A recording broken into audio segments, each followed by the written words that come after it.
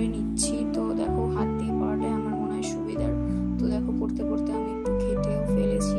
এবার আমি একটু সিঁদুর নিয়ে আমার গলায় দেব এবং শাখা আর পলায় আর নোয়াতেও দেব। আর বাদবাকি সিঁদুরটা শাড়ির আঁচলে মুছে নেব। আর বাদবাকি যেটা ঘেটে গেছিলো সেটাও আমি আমার আঁচল দিয়ে মুছে নিলাম। একটা টিপ পরে নিলাম। এবার আমি পুরো রেডি হয়ে গেলাম। তো টিপটা পরার পরে আমি একটু আয়নায় দেখে যাচ্ছি ঠাকুর ঘরের দিকে। তো যেতে যেতে তোমাদের আমি একটু বা জানলা দিয়ে আমাদের ভিউটা শেয়ার করি। তো আমাদের ঠাকুর ঘর 3তলায়, আমি তোমাদের আস্তে আস্তে 3তলার দিকে নিয়ে যাচ্ছি। এই জানলা দিয়ে ভিউটা দেখা যাবে না, তোমরা দেখতেই পাচ্ছ। তো আমি এখান দিয়ে যাচ্ছি সিঁড়ি দিয়ে উঠে। দেখো ছাদের দিয়ে কি রোদ, আকাশটা পুরো রোদে রোদ, কোনো দিকে মেঘ টেঘ নেই। এই আমি যাচ্ছি ঠাকুর ঘরের দিকে।